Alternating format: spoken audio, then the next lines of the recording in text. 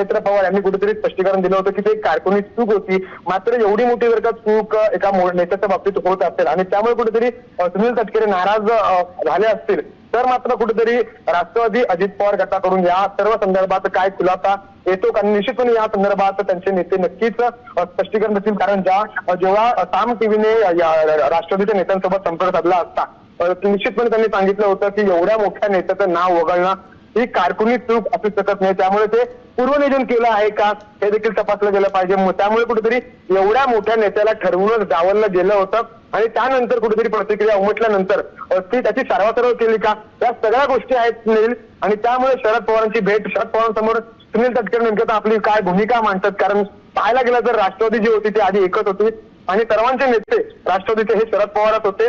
आणि त्यामुळे आता ही जी भेट आहे, सकाळी ज्या काही घटना घडल्या, ओव्हरऑल जे काही राजकारण घडलं ते सर्व राजकारण, या सगळ्या घडामोडी ज्या आहेत ते शरद पवारांसमोर सुनील तटकरे ठेवतायत का हे देखील आता पाहणं महत्वाचं. कारण याआधी सुनील तटकरेंनी कधीही शरद म्हणजे राष्ट्रवादी फुटीनंतर कधीही भेट घेतली नव्हती आणि आता सकाळी या सगळ्या घडामोडी झाल्या सुनील आणि आजची ही भेट, त्यामुळे कुठेतरी निश्चितपणे सुनील तटकरे कुठेतरी नाराज आहेत का असं देखील.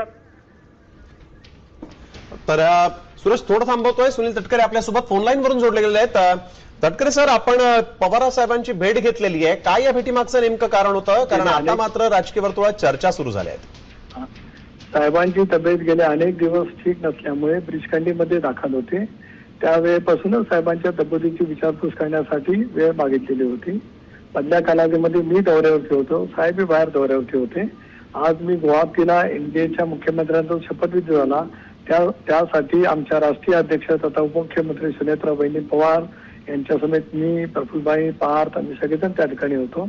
उद्या नितेश राणेंचे कार्यक्रम रायगडमध्ये आहेत आणि साहेबांना आज वेळ होता म्हणून 10 मिनिटं फक्त तब्येतीची विचारपूस करण्यासाठी त्या ठिकाणी आलो. याच्यात कुठलाही राजकीय संदर्भ नाही.